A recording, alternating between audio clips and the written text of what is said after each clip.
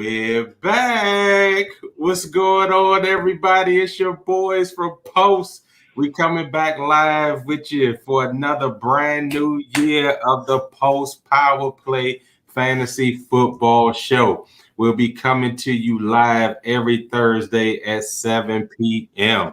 So we want y'all to get excited. Of course, you know we got to get y'all to tune in on our Facebook Live platform as well as our YouTube page by the same name, Positions on Sports Talk Show. Tonight, I am joined by my good buddies, my friends, my brothers.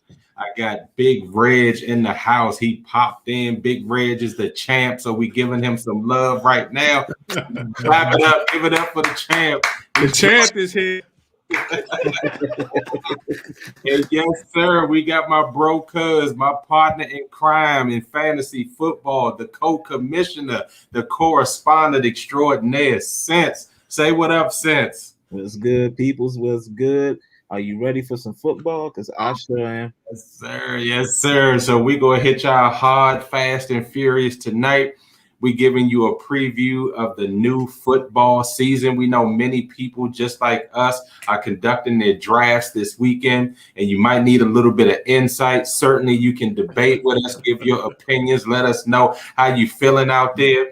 I know that we have some brothers in here that are savvy at playing fantasy football, so we can give y'all some key insights tonight.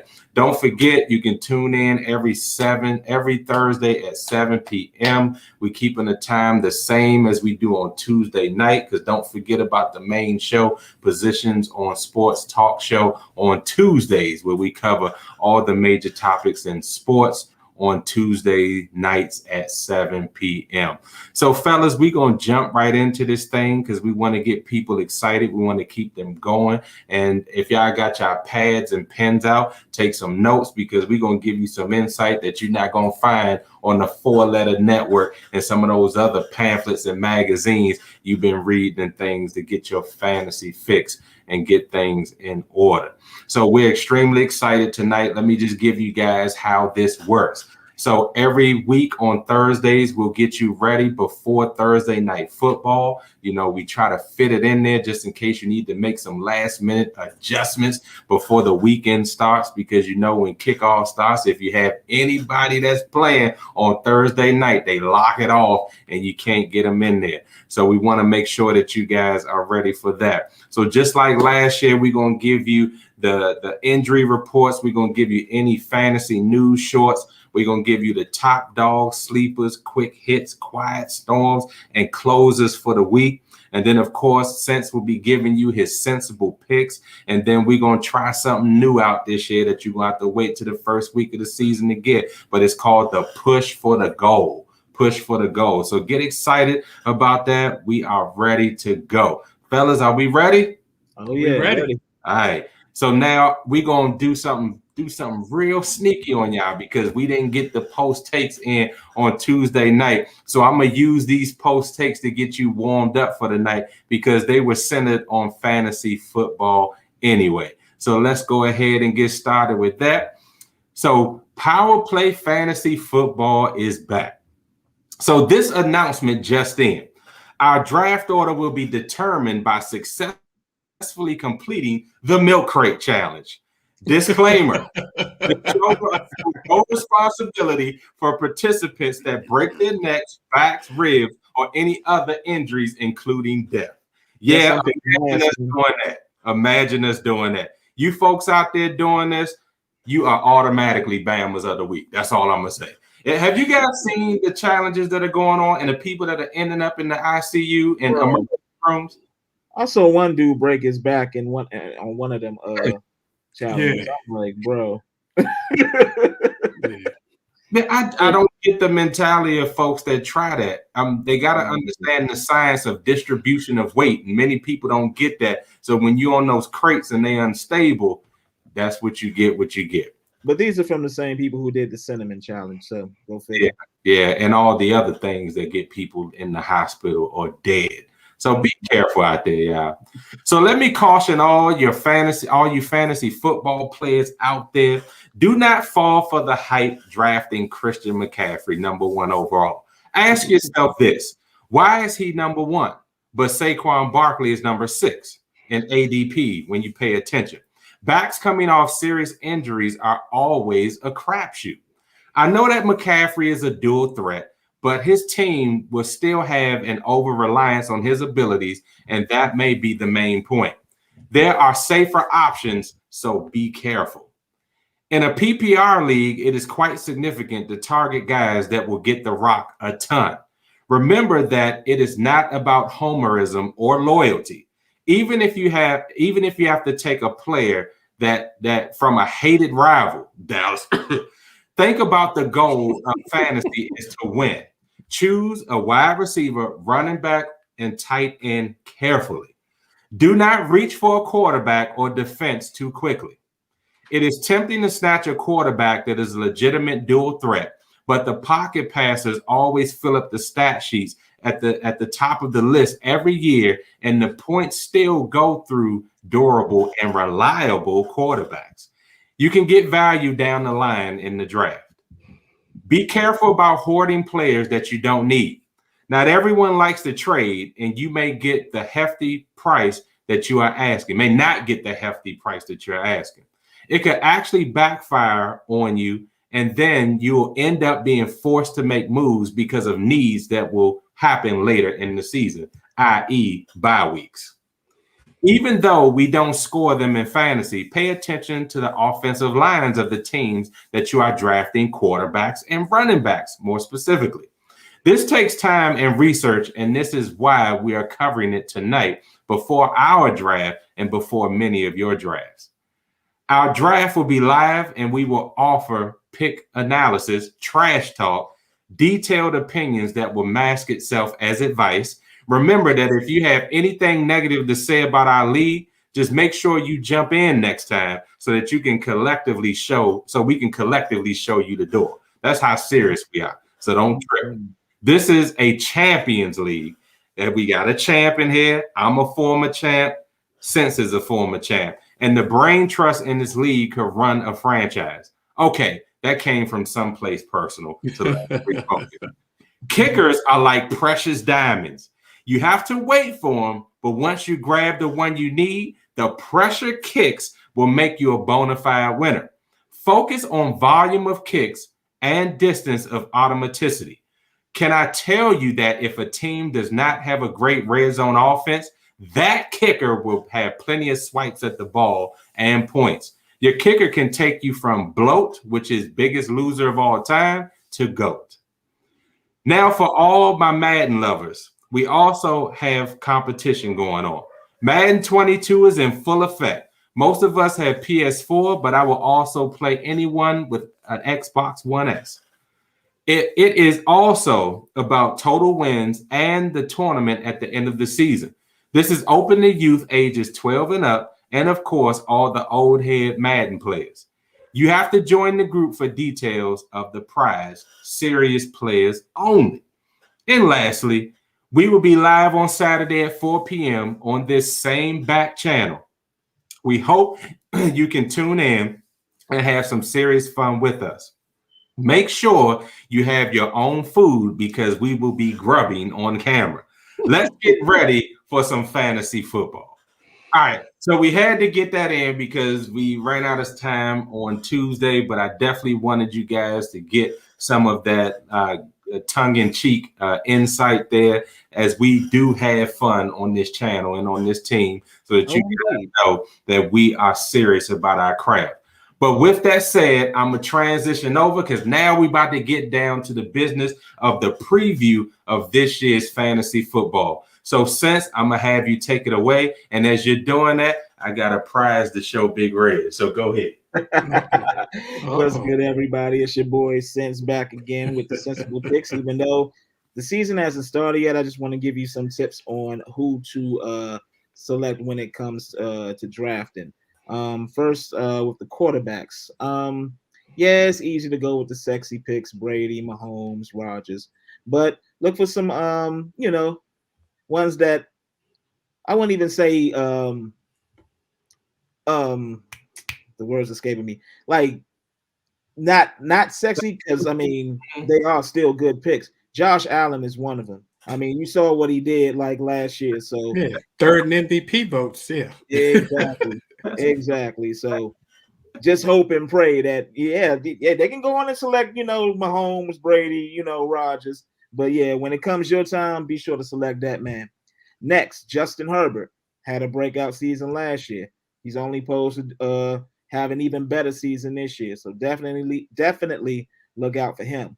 And this one, even though I'm rooting for Jimmy G, be sure to keep Trey Lance in your back pocket because the minute that Coach Shanahan decides to make that change, you want to be primed and ready to go on and start him.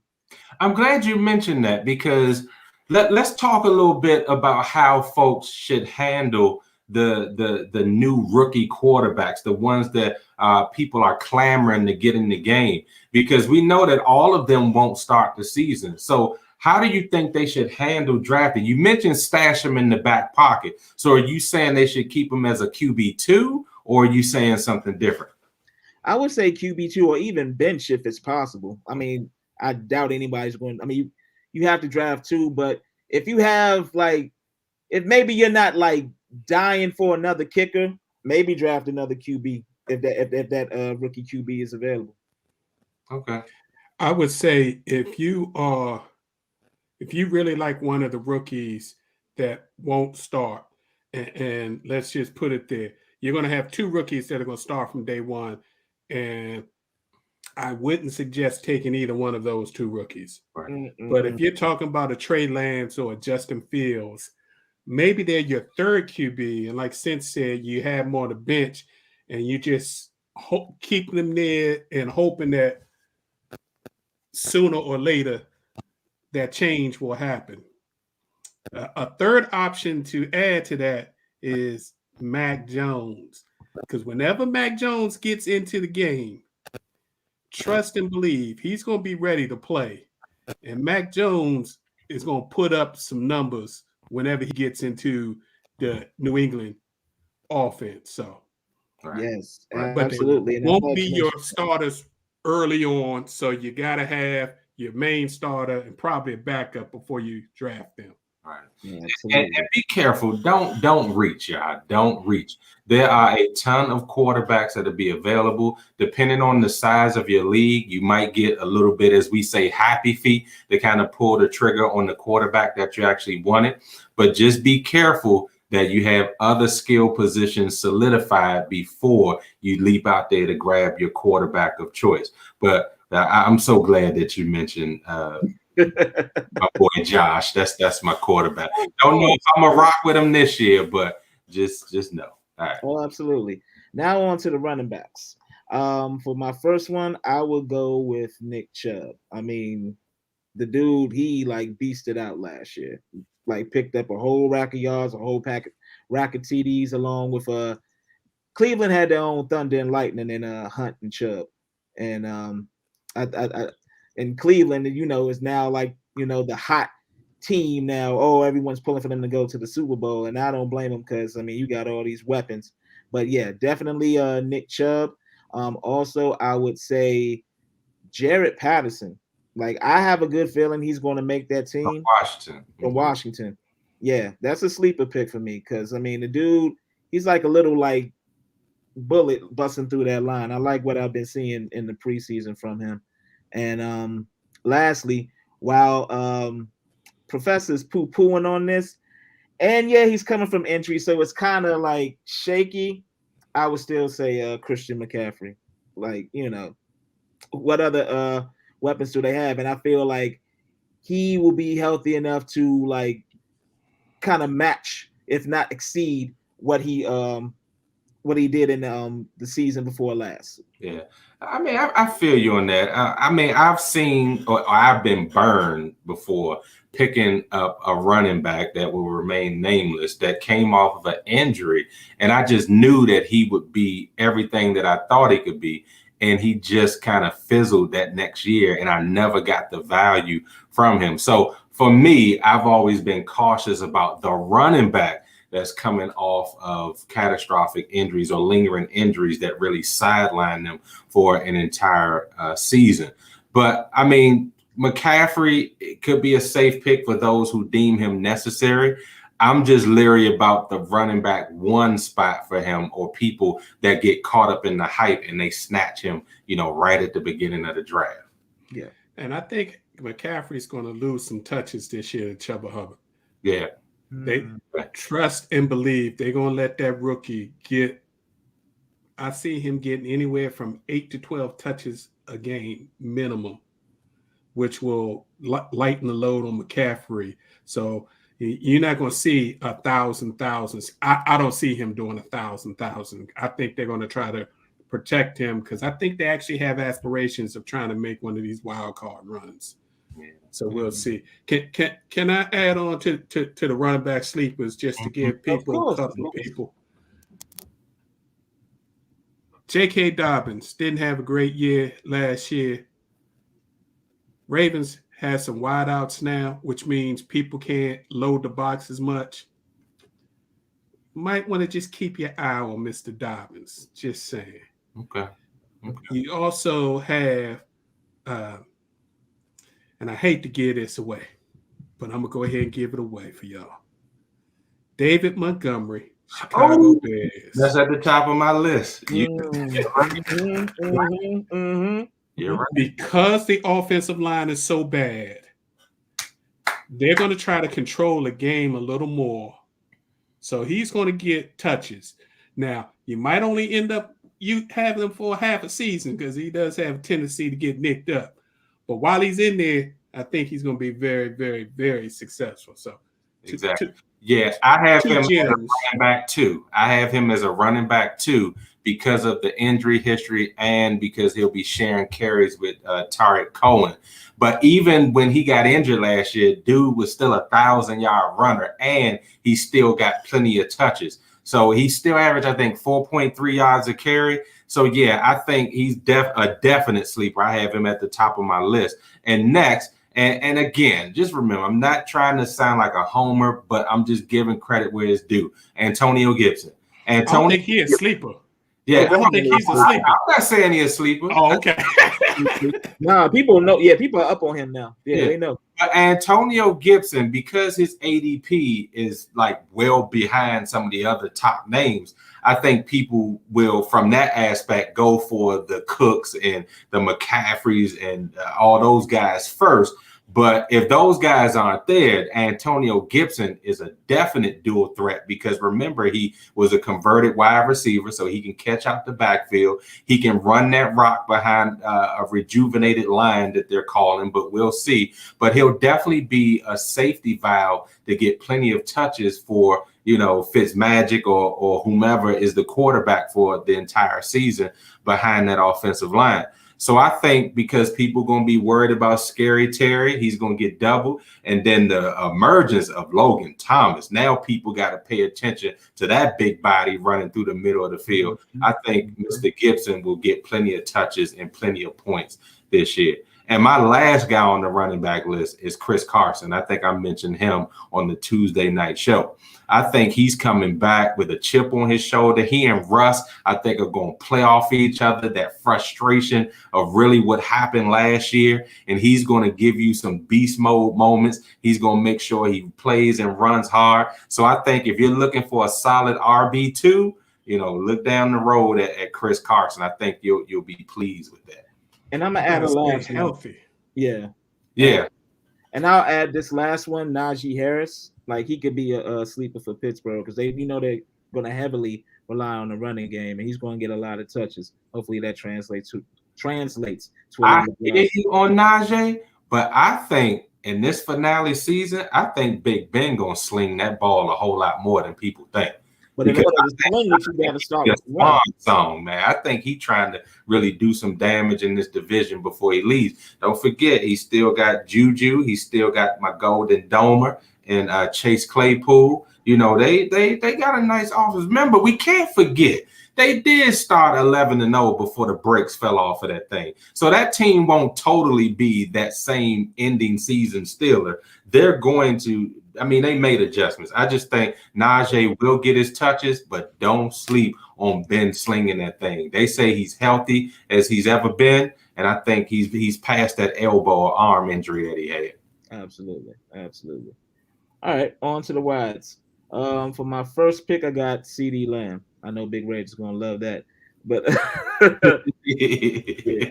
I like what I've been seeing from this dude in preseason. The dude is he is well deserving of wearing that 88. I'll just say that, and that's a famous number in Dallas. All the beast receivers have worn that number, so he's my first pick. Second, hives.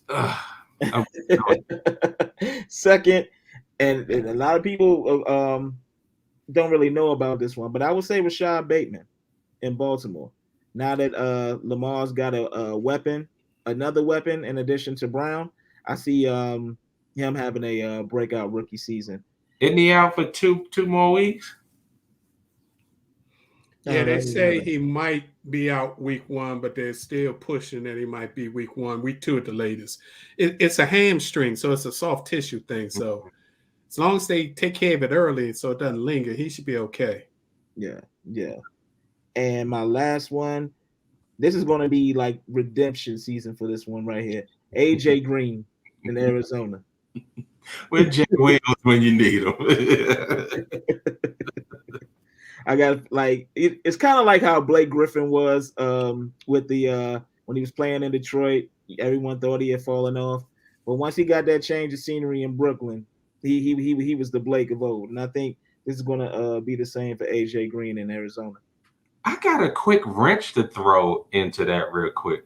What if Larry Fitzgerald decides to play one more season? Did you hear what he said? No, I didn't. They did an interview with him last week. He was doing a radio broadcast for the preseason thing. Mm-hmm. He said he has no desire, feeling, or anything to play football at this time. Wow. And then he said, who knows what might happen September, October, November. So if Larry gonna play, Larry ain't coming back till it's almost Christmas and try to get on a team and play, if Arizona's in a playoff push, maybe he pop back up. Other than that man have made almost $200 million. He good. Living in Arizona, loving life. Yeah. He definitely didn't sound like somebody was trying to play at all. Wow. He's going to be one of the greats to never get one. Yeah. Who else y'all got as far as wides? Well, I already mentioned Juju because I think with him being in the slot and then them putting him sporadically out wide, which was his natural position, I think having him and Claypool on the outside will pay some dividends. I know they got some other secondary receivers in there, but I really think that will give Ben a real surefire lineup to be able to sling the ball. That's why I'm like, I know everybody wants to see Naji, and he's going to bang. He's going to get his touches. But I really think that Ben is going to want to show that healthy arm off, this year and kind of prove that when they win 11-0, that wasn't a fluke, that they actually can sustain winning, especially in that black and purple or blue division that they're in. So I have him. And then this one going to surprise you all. But I think now that San Francisco is back healthy and they got my man Skittle Kittles back and they got Sermon from Ohio State, I meant to throw him in the running back as a sleeper, but they got some added weapons. I think Brandon Ayuk is going to step up and turn that corner as a speedster. I know he's been disappointing, but I think that this year, him healthy, everybody's back healthy. He can fly. I think Jimmy G going to try to protect his job. He going to be throwing that thing up, and I think he going to give you some vintage Deshaun Jackson moments out there in San Francisco. So those are the two that I wanted to throw in there. All right, I'm going to give you three, and one is a 2-for-1. Robert Woods and Cooper Kupp. Okay. The LA Rams are going to make sure that Matthew Stafford looks good, which means he's going to have free reign to throw that ball around and make sure those wide receivers get big numbers. Excellent. And you just touched on something else now, Big Reg, because now that they got the addition of Sony Michel, right? They kind of shored up that running backfield there because Henderson gonna be in and out. That to me opens up that passing that you just discussed, because I think Sony didn't fit in New England. He just didn't fit that style. I think with the Rams, he's going to be right into an offense run by Sean McVay that's going to get him those quality touches, and for sure be worried about him. He's going to get every opportunity to run that thing. Georgia running backs are adorable, man. Yeah. And then somebody most people would never think about, but if you look at the stats from last year, before the QB got hurt, Tyler Boyd of Cincinnati, their rookie quarterback, was on pace to throw for 5,000 yards. That coach likes to throw the ball. So those receivers are going to get plenty of opportunities to catch the ball. So Tyler Boyd in Cincinnati is a deep sleeper that most people wouldn't even think about because he played for Cincinnati. Yeah, but Jamar Chase had the dropsies on Friday night. I was about to say that LSU connection ain't working out too well. And they said he's been dropping the ball in camp too. So beware, all of you LSU people, Jamar Chase fans, beware. He might not have that rookie season that you hoping. Yeah, the man hasn't played football in 2 years.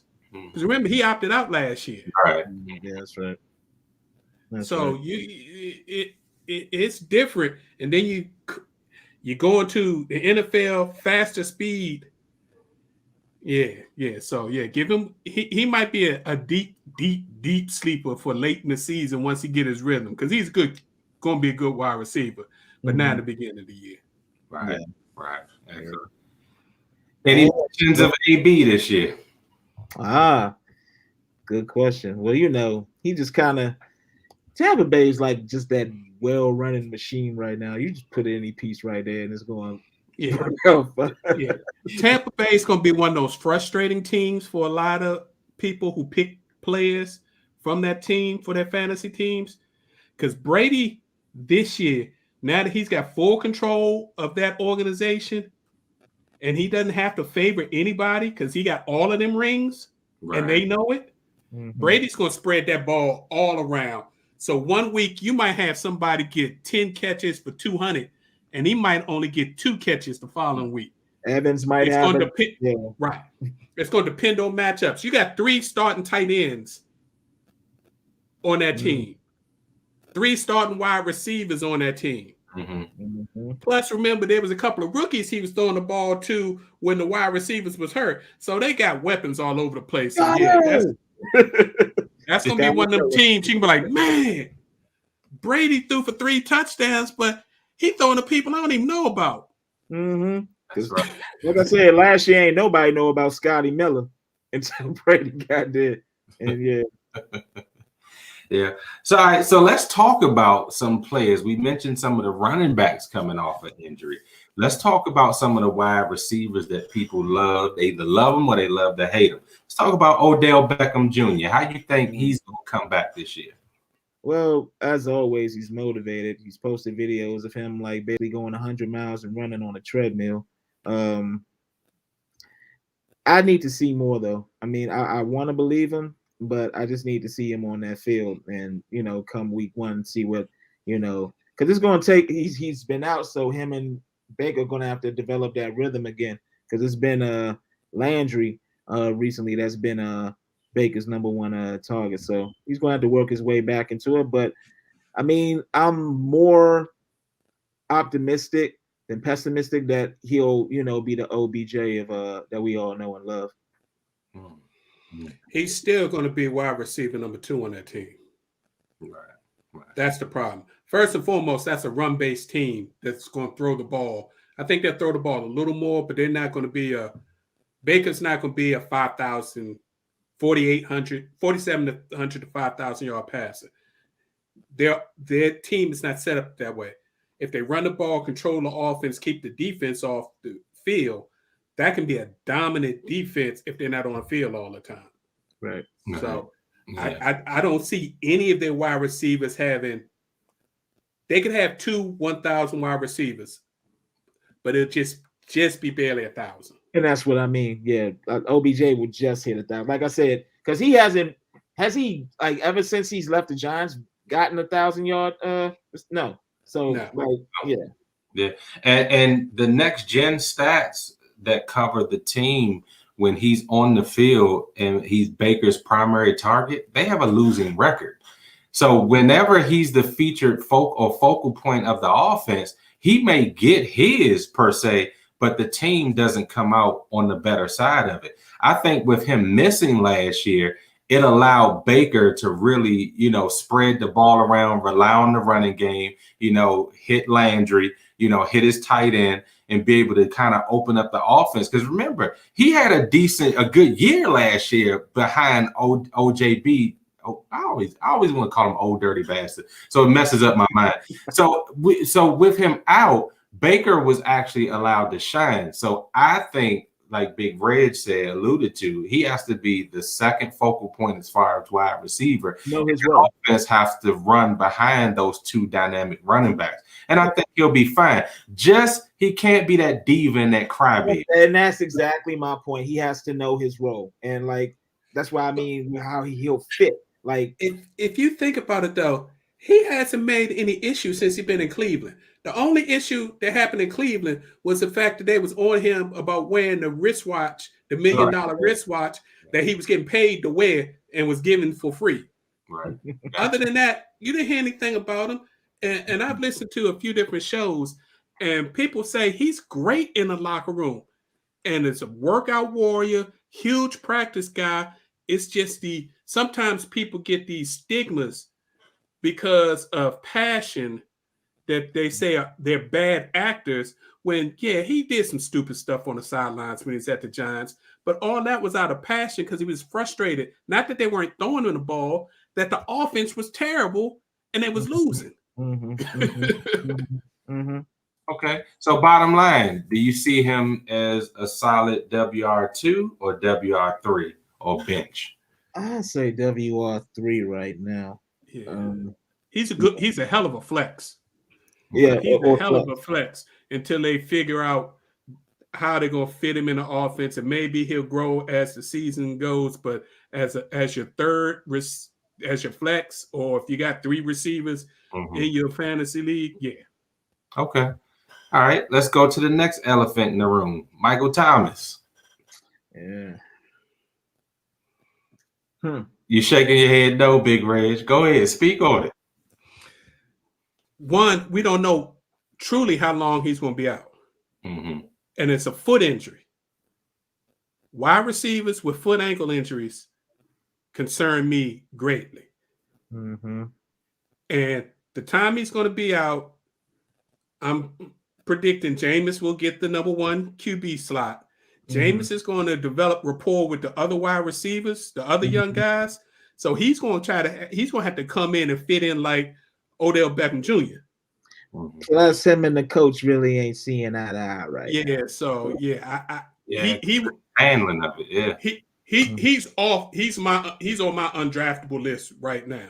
Until he comes back and plays, and I see something different, I wouldn't touch him. Yeah, and that's unfortunate because even in fantasy, you got to look at the relationship with the coach because you don't know when he'll be projected to play. If they're strained, and he might hold out a little bit longer. Plus, that injury that he sustained last year, his butt should have had surgery last year, but he put it off, and now we're in this predicament. And that hurts me to say because he's one of my favorite, players in the league. But yeah, right now he's basically undraftable. And if he does come back and he plays well, you'll see people, the waiver wire, clicking in. But I got a sneaky feeling that somebody in our league going to take a chance and try to stash him until later in the season.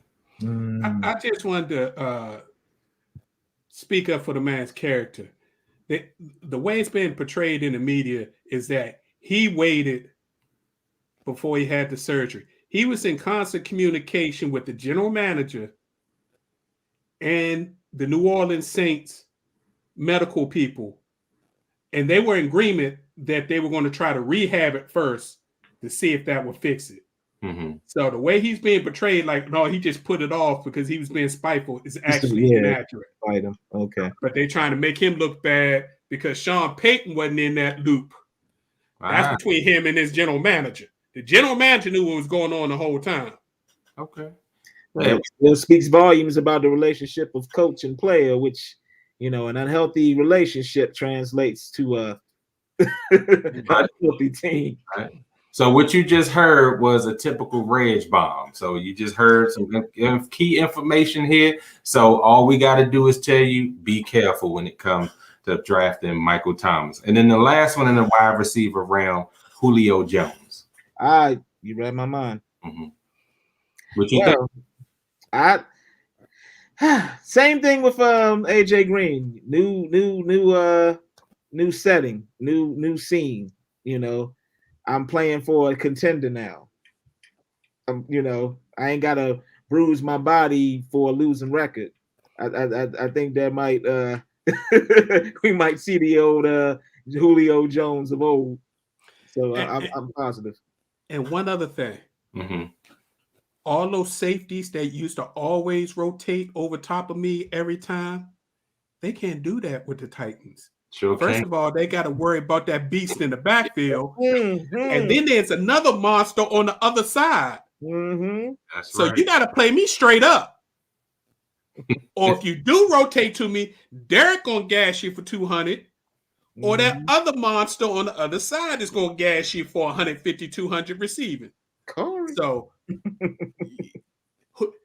they say Julio is killing it. That's what in practice. That, like you said, since new atmosphere, new mentality, he could have played a lot last year, but again, for what? For who? Yeah, he ain't winning nothing. Why am I going to put my body out there? I'm already a Hall of Famer. I'd have made my money. I'm not going out there getting hurt, and we're going to lose anyway. Yeah, right. Yeah, I know some of us, or maybe one of us on the crew, don't really care for Tannehill, but I can tell you this: he gonna have his choice and his pick to really have some this year. And every time they worry about the running back, they gonna get gashed for some serious yardage in their wide receiver ranks. So we're not playing our hand, but we just telling you, Julio Jones is about to turn that corner again. All right, it's only one quarterback of note that I want to discuss tonight, and that's Dak Prescott. What do you guys think is his outlook in fantasy for the season? I think he can rebound. He's going to put up solid numbers, so I definitely put him at a QB1. I'm just more so worried about that line. So no issues. No, you have no reservations about his current shoulder. Rib and what is it, Big Reg? I always forget with him. On the reports I'm hearing, he's like, super psyched, ready to go. Like, get me out there. Like I want to play. I'm good. I don't question his will to play. Jerry's saying the same thing. Like, oh, Dak is good. Dak is ready. We just, taking the necessary precautions, before we get him back. Basically, we paid him a lot of money, so we ain't trying to, we ain't trying to mess up our investment. They didn't want him to overwork himself in the preseason, where it would be a major issue throughout the season. Will he be a little sore through the beginning of the season as he builds that muscle back up and all that? Just a little bit. But Dak's a monster. Mm-hmm. I watched Dak play at Mississippi State, where he basically was the offense for 4 years. And Dak used to run the read option and rush the ball 15 to 20 times a game and throw for 200-plus yards.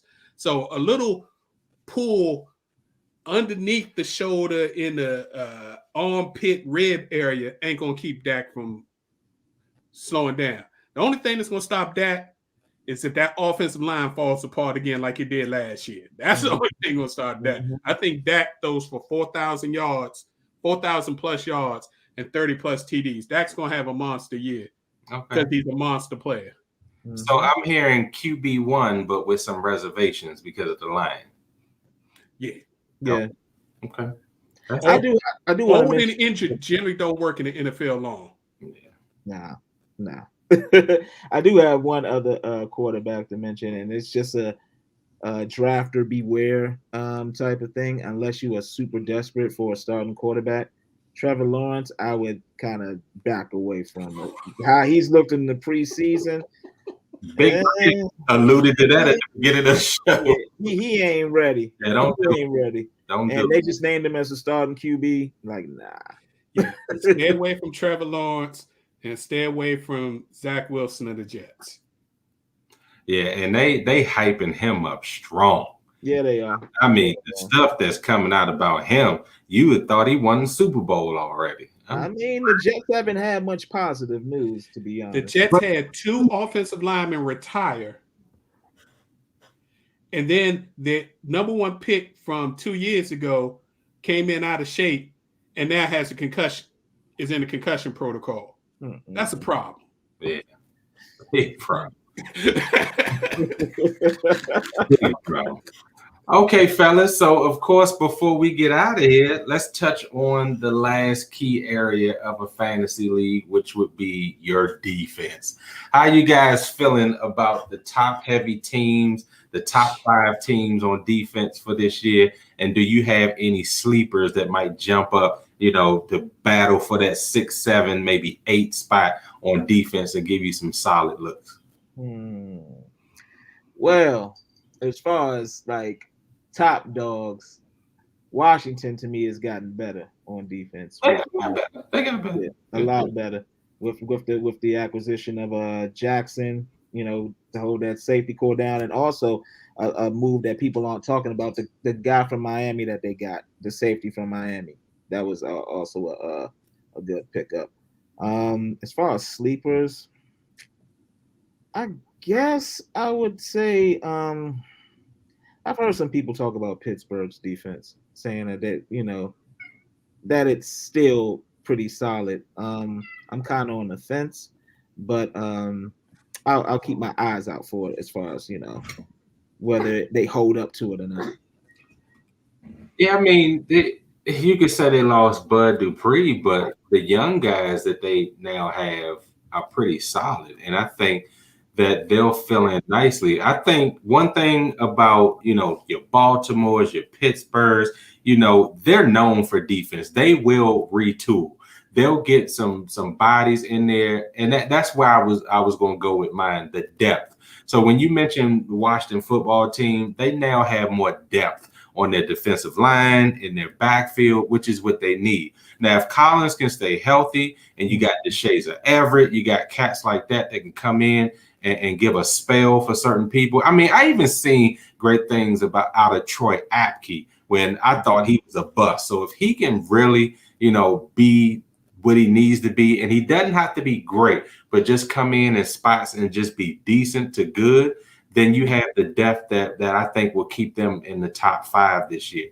I mean, I hate it, but you got to say Tampa Bay. You got to have you stole what I was going to say. Tampa Bay. Okay, I'll be quiet. Go ahead, Big Reg. Go ahead. Take it. What that Tampa Bay defense did all year was solid. Mm-hmm. Once they got past week 10, they turned it up a notch. Mm-hmm. And when they got into the playoffs, they turned it on full blast. And we saw what they did in the Super Bowl. And guess what's going to be the standard now? Full blast all the time. Turn it up. They're going after people hard because now they don't have to worry. They know even if they go after somebody and miss and they end up giving them a big play, they got an offense that can score. So that ain't an issue. Mm-hmm. Right. Mm-hmm. Tampa Bay is going after people hard this year, and they will be one of the top defenses because remember, they returned all 11 starters, plus they drafted 3 studs in the draft, mm-hmm. and they already had backups that could play. I know. So, yeah. Crazy. Yeah. We got a listener that popped up that said that they believe in that Chiefs D line. I think they're gonna be decent. Yeah, solid, pretty solid. I mean, if you're looking for a defense that people, I think they're going to really take a big step. New England Patriots. They're getting 3 of their starters back Two that sat out last year because of protocol. And don't forget, they got the guy who left, went down to get paid, and then came back from Miami. Oh, yeah. They're DN, so they're gonna get some pass rush. New England's gonna be New England's defense is gonna look like old New England's defense. Yeah. And my last nugget for you, the Ravens still gonna be good because I think their young linebackers are gonna step up. So, Yeah, no doubt. My sleeper has to be, I agree with the Patriots, but I got to go San Francisco 49ers because they're getting one of their folks back. Bosa is the lead dog in that pack. I think as long as they stay healthy and they don't have a repeat of the decimation that happened last year, that defense is going to be solid. They're going to be a problem. Thomas, yeah. They're going to be a problem. You can say the same thing about the Chargers. Yeah. If they stay healthy, the Chargers got a monster defense, but they don't stay healthy. Yeah. So you guys out there, you have some choices of defense that you can pick up. You got to get 2 because of a bye week. So I would say whatever you pick up as that second defense, choose that wisely. But I think that top 10 defense, and we just named like 6 or 7 of them that you can't go wrong with. So be careful. Just keep watching. Make sure everybody's healthy and dominant, and that'll carry your defense. Next week, we'll preview some kickers for you who you need to take because them points going to keep coming. I know last year, Butker from Kansas City was solid, and he definitely was my kicker. So definitely look out for him. The New England kicker seems to have righted the ship. He's looking pretty bad in the first preseason game. I think Bill took him in the locker room or behind the woodshed and had a nice little talk with him because he was much better in game number 2. But we'll look at that because I know y'all think kicker isn't a key position, but I'm trying to tell you, the people, Big Reg to tell you, won the league off some great kicks last year, and you have to choose that position very wisely. One other thing, Baltimore's kicker, I forget the name, but he's definitely been talking. How could you forget the man? How could you forget him? How could you forget Tucker, man? Tucker's talking big trash. Dude, he's one of the most accurate kickers, and even from NFL history. All time. Man, that dude is man, he's the GOAT in kicking. Exactly my point. Yeah, just the point, especially if you have your fantasy draft come up this weekend. People wait till the end for kickers, or most people's fantasy team. Your kicker is going to be somewhere between your 3rd and 5th leading scorer on your team. Yeah. So just take that under advisement. I'm trying to tell you, I think last year, I was the one that started picking kickers first because I wanted Butker, and he did very well for me last year. So Oh yeah. All right, y'all. Well, we gave plenty of nuggets of wisdom tonight. Jay Wills, we see you, man. We need you with us next week, man. But we love you. So get ready for your draft. We know all of our folks were tuning in and they getting ready because 4:00 on Saturday, we'll be right back at you. You can tune in. You can watch our draft, trip out with us, cut up a little bit. You can even poo-poo on our draft picks if you want to. But we are going to have some serious fun on Saturday at 4:00. Any parting words for the folks, fellas? Draft wisely. Definitely do your research on your picks.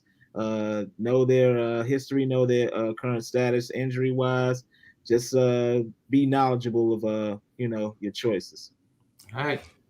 I'm gonna give away a very, very important point, but from the champ. Review your league scoring format. I gotta write that down myself. Yep. That's right. I'll just leave it at that. For everybody on our team, I'm actually about to go in and review it now so it can be pushed out for everybody. Thanks, Mike, for reminding me of a couple of things that I need to check into. But those of us that played last year pretty much going to stay the same. But we have some newcomers. So what the advice was given by the champ, please make sure you pay attention because we don't have any crybabies in this league. You know, if you missed it, so sorry for you. And you can take that to the bank. Right. All right, y'all. As always, be safe out there. And for those of you who will be tuning in at 4 o'clock on Saturday, we'll see you then. The rest of you, if you're back with us next week at 7 o'clock on Tuesday, we'll see you then. Don't forget to check us out on our Facebook channel, Facebook Live as well, by the same name, Positions on Sports Talk Show. You can also reach us on Twitter and Instagram on Positions on SPO1. So please reach out. We have the podcast on every major network. So go ahead and download and subscribe, like us, share it. Man, we doing big things. We coming up on our next anniversary, but we'll give you some more information on that on Tuesday because we're going to celebrate even better than we did last year. So y'all stay blessed out there. Please be safe and love on your loved ones because you never know when the last day might come. God bless. Peace.